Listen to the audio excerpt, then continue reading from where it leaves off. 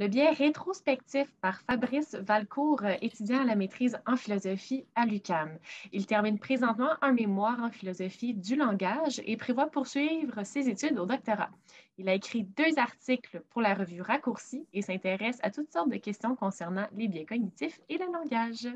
Ben, merci pour la belle introduction. Donc, comme Célia disait aujourd'hui, moi, je vais vous parler du biais rétrospectif. En fait, si j'avais à le résumer en une phrase, c'est assez simple. C'est vraiment le feeling de finalement, je savais que ça allait arriver. Donc là, vous voyez ici une belle carte des résultats électoraux des élections qu'on a eues en septembre dernier. C'est un exemple qu'on va revenir très, très souvent, un peu comme dans la présentation de Gabriel. Lui, c'était l'exemple du vélo. Moi, ça va être un exemple électoral. Donc, juste rapidement un petit peu vous parler de qui est cette personne devant vous ce soir. Alors, moi, effectivement, je suis un étudiant à la maîtrise en philosophie et pour faire une histoire courte, en fait, j'ai vécu beaucoup de détresse en fait en lisant énormément pour mon mémoire et j'avais besoin de changer le mal de place d'une certaine façon. Fait que j'ai commencé à m'intéresser aux biais cognitifs, puis je dois avouer que j'ai pas mal découvert quelque chose. Je trouve ça super intéressant, donc c'est pour ça que j'ai décidé d'écrire 2 articles pour Raccourci, puis il y en a un troisième potentiellement dans la presse là, qui s'en vient bientôt. Donc, on va y aller avec une petite introduction sur le biais rétrospectif. Le biais rétrospectif, vraiment une question de feeling. Donc, comme je vous disais, on a eu des élections fédérales en septembre dernier, puis on va avoir des élections provinciales l'automne prochain. Est-ce que vous vous souvenez de comment vous vous êtes senti lors de l'annonce des résultats? Peut-être que vous avez été très heureux, peut-être que vous avez été très triste. Moi, j'étais surtout un peu confus, pour être bien honnête avec vous, parce que, comme vous allez voir dans mon petit exemple, j'avais une discussion avant les élections avec un de mes grands chums et en fait, on discutait, on disait nos prédictions pour les élections, quel parti qu'elle allait être élu, est-ce que ça allait être minoritaire, majoritaire. Moi, gars bien pessimiste dans la vie, j'ai dit, je prédis un gouvernement conservateur majoritaire. Et mon ami a évidemment eu une réponse beaucoup plus longue que juste OK, mais pour les biens de la présentation ce soir, on va résumer ça comme ça. Donc ça, c'est une semaine environ avant les élections. Une semaine après, ce qui s'est passé, c'est que moi, finalement, et c'est une vraie histoire, soit dit en passant, j'ai dit à mon ami quelque chose qui ressemblait à As-tu vu que le Parti libéral a été élu minoritaire? Je savais que ça allait arriver. Et ça, c'est la réaction réelle de mon ami qui était très, très confus par ça et qui m'a fait remarquer que j'avais changé ma prédiction. Ce qui m'est arrivé, en fait, dans ce cas-là, c'est que j'ai été victime du biais rétrospectif moi-même. Donc, si on avait à résumer ça en une phrase, c'est lorsqu'on surestime notre capacité à prédire un événement après qu'il se soit produit. Donc, moi, ce qui s'est passé, c'est qu'une fois que j'avais appris, en fait, en quelque sorte, que le gouvernement libéral avait été élu minoritaire aux élections, ben, j'ai changé la prédiction que j'avais faite sur la base du fait que tout d'un coup, ça apparaissait bien évident que c'était le gouvernement libéral minoritaire qui allait être élu. Donc, comment ça marche, ce bébé-là, le biais rétrospectif? Euh, En fait, le biais rétrospectif, c'est un biais qui fait partie des heuristiques d'ancrage. Et là, je répète, ancrage, parce que c'est peut-être important pour la question plus tard. Je lance un indice comme ça. Donc, comme je disais, c'est je dis ça comme ça, juste un élément comme ça. Donc, c'est une heuristique d'ancrage. Ce que ça veut dire, en fait, c'est que une fois qu'on apprend une information, une fois qu'on acquiert une connaissance par rapport à quelque chose, on a tendance à ancrer notre position, nos connaissances par rapport à cette connaissance-là. Donc, par exemple, comme je vous disais dans l'exemple des élections, finalement, moi, ce qui est arrivé, c'est que j'ai appris que le gouvernement libéral a été élu minoritaire. Qu'est-ce que j'ai fait? J'ai ancré ma connaissance dans le fait que c'était effectivement eux qui avaient gagné les élections. Évidemment, il y a d'autres éléments qui peuvent nous amener à ça. Là, on peut avoir l'impression que certains événements doivent être nécessaires. En fait, c'est sûr qu'une fois que les événements se produisent, quand ils sont dans le passé, c'est très, très difficile pour nous, petits êtres humains que nous sommes, de penser qu'il y a d'autres situations possibles, en fait. Je vous ai parlé de l'ancrage déjà, et souvent, ce que ça va venir faire, comme je vous disais, c'est qu'on va surestimer la prévisibilité d'un événement. Je vais vous donner quelques exemples plus tard. Pour l'instant, on va parler un petit peu du biais en laboratoire. Donc, il y a un beau spécimen de biais, ça. C'est facile à répliquer, en fait, le biais rétrospectif. Habituellement, ça se fait en 3 grandes étapes. Donc, d'abord, on va avoir une information qu'on donne à 2 groupes. Par exemple, on va dire à nos 2 groupes, Napoléon a eu une bataille à Waterloo. On ne leur dit pas comment ça se termine. On dit juste Napoléon a eu une bataille à Waterloo. Ensuite, on va séparer le groupe en deux. Il y a un des groupes à qui on va donner le résultat de la bataille. Donc, on va leur expliquer, en fait, Napoléon a perdu à Waterloo, il y a eu tant d'hommes perdus, ça a été tel résultat, ça a eu telle conséquence dans les conquêtes de Napoléon en général. Et on va avoir un autre groupe à qui on donne aucune information, en fait.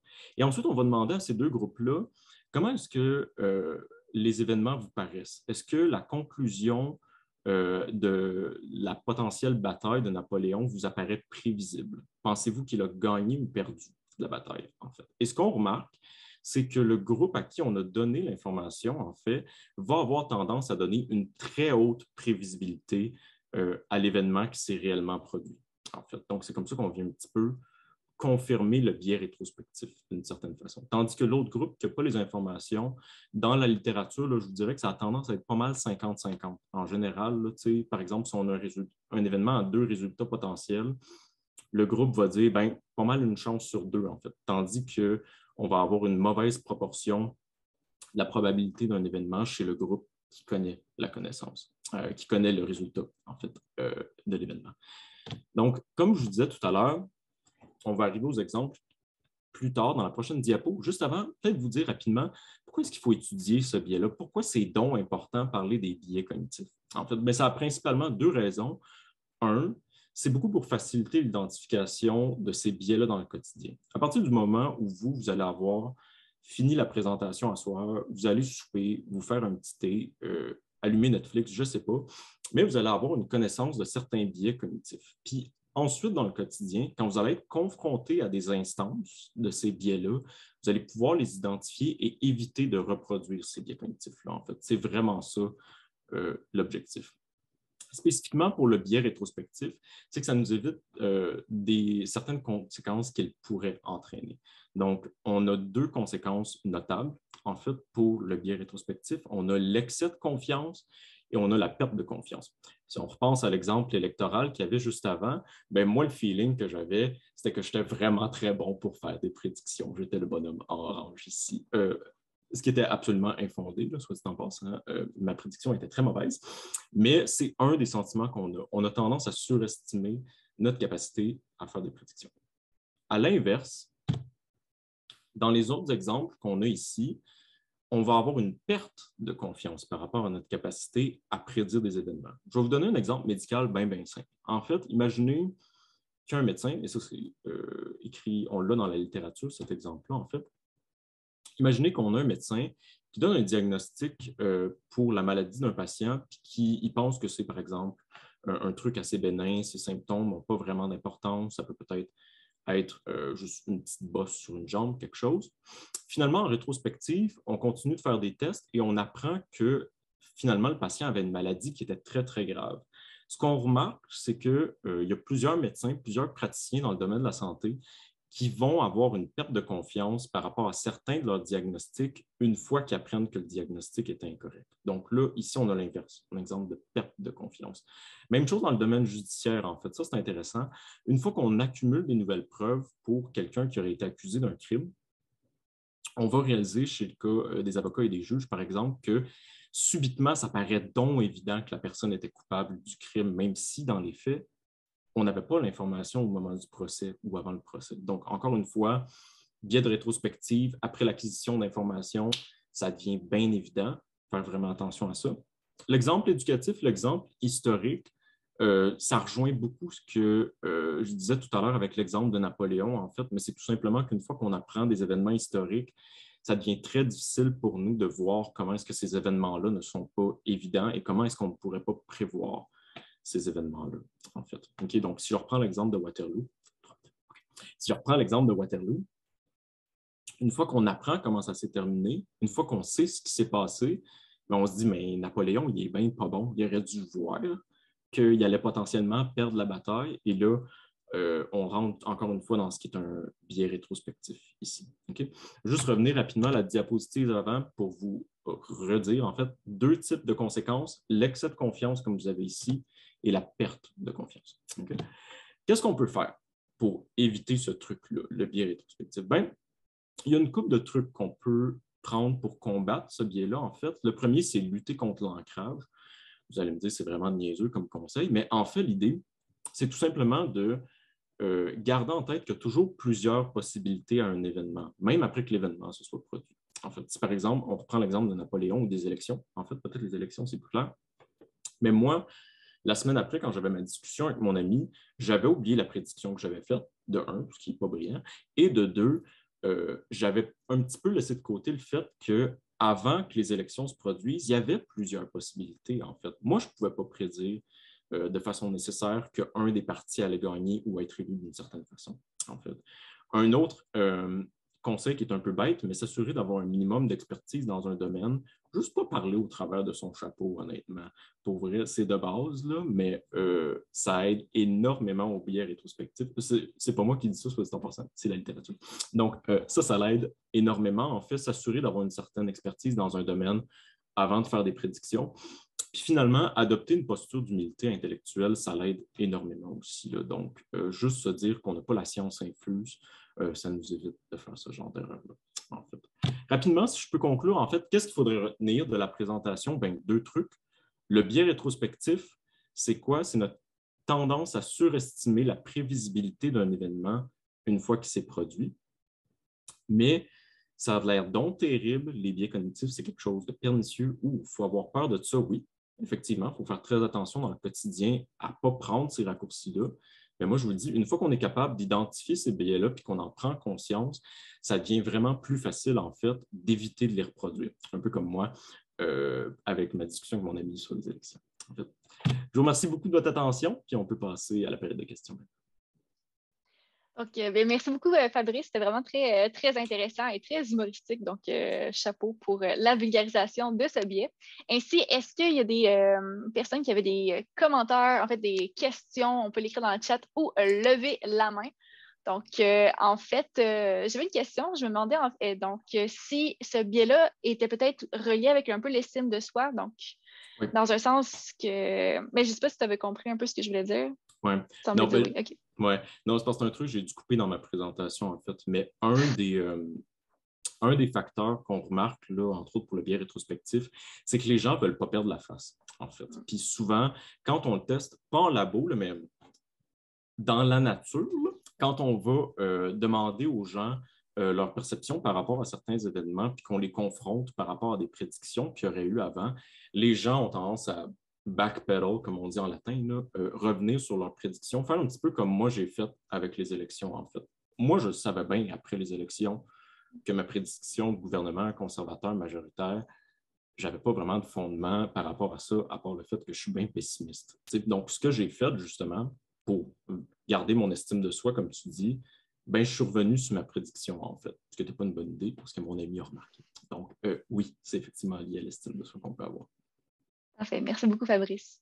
Donc, on a également un autre commentaire dans le chat de Annick Lenoir. Mais si on prend la criminologie, par exemple, on parle toujours des facteurs de risque qui mènent à la criminalité, alors que rétrospectivement, on peut voir parfois qu'en fait, ces facteurs n'ont pas joué ou l'ont fait. Il y a donc une instabilité qui mène à un sentiment d'imposteur. On ne peut pas s'appuyer sur ce que nous annonce comme des faits. Oui. Mais en fait, justement, ça rejoint le biais rétrospectif en général. En fait, le fait qu'il y ait des éléments qui tendent à, comment je dirais ça, à un événement en particulier. Si on reprend l'exemple de la criminologie, là, on a un individu qui vient, qui aurait certains facteurs favorisants pour être lui-même favorable d'une certaine façon à pratiquer des activités criminelles. Ouh, ça sonne bizarre, ça. Mais en tout cas, vous voyez l'image, là. Si on a ce genre de truc-là, OK, ben, c'est pas parce qu'on a ces éléments-là qui nous dirige vers cet événement ou ce type d'action-là, que c'est nécessairement ce qui va se produire, en fait. Donc, encore une fois, je pense que c'est un bon commentaire. En fait, là, c'est pas parce qu'on a des facteurs favorisants que ça nous amène à ce genre de truc-là, en fait. Oui, mais je voudrais juste ajouter, c'est parce que moi, j'enseigne en travail social, en fait. Okay. Et je remarque que le fait de dire ça aux étudiants, ça amène énormément d'insécurité parce qu'ils n'ont plus de faits sur lesquels s'appuyer. Okay. Oui, ça, regardez, moi là, ouais, par rapport à l'enseignement, OK, puis là, ça c'est un autre débat, mais le biais rétrospectif, le fait qu'on n'ait pas de fait sûr, en fait, par rapport à la connaissance de quelque chose, c'est une insécurité qui est bien normale. Là. Moi, je suis en philo, là, je veux dire, je suis à peu près sûr de rien, honnêtement. Là. Puis, on va se dire, là, on apprend à vivre avec ça. Okay? Je sais que c'est très, très difficile, mais l'incertitude qu'on a par rapport à des événements, l'incertitude qu'on a par rapport à des connaissances, l'incertitude qu'on a par rapport à des faits, moi, à mon avis, c'est quelque chose que la plupart des domaines scientifiques devraient apprendre à faire d'une certaine façon. Je sais que c'est bien bête, là, mais c'est ça qui est ça. Mais je suis tout à fait d'accord avec toi et j'ai trouvé ça très intéressant, ta présentation. Merci beaucoup. Et on va aller par une dernière question, donc de Mustapha Boubacar. Ce biais a-t-il une signification évolutive? Pourquoi étudier ce biais? Ben écoute, Mustapha, je ne sais pas si tu voudrais peut-être préciser, parce que je ne suis pas certain de ce que tu entends par évolutif, au sens de quelque chose qui évoluerait avec nous, avec le temps, avec les conséquences, au sens biologique. Au sens que ce serait quelque chose qu'on aurait développé au fil de l'évolution. Je n'ai pas lu rien sur la littérature qui avait tendance à dire ça, puis je n'ai pas l'impression qu'on va être capable de le démontrer pour la simple et bonne raison que pour d'abord être capable de répliquer là, le biais rétrospectif en laboratoire, il faut passer au travers de sondages, en fait, puis il faut passer au travers de différentes questions, en fait. Donc, je vois très, très mal comment est-ce qu'on pourrait vérifier, en fait, que ça a une composante évolutive au sens biologique. Là. Je ne pense pas que ce soit vérifiable, mais peut-être que oui, peut-être que non. Je ne pourrais pas dire. C'est bon. Bien, merci beaucoup, Fabrice, pour les réponses aux questions. Donc, on va donner la parole à Célia. Merci. Alors, super. Bien, poursuivons avec la troisième présentation. Alors, je répète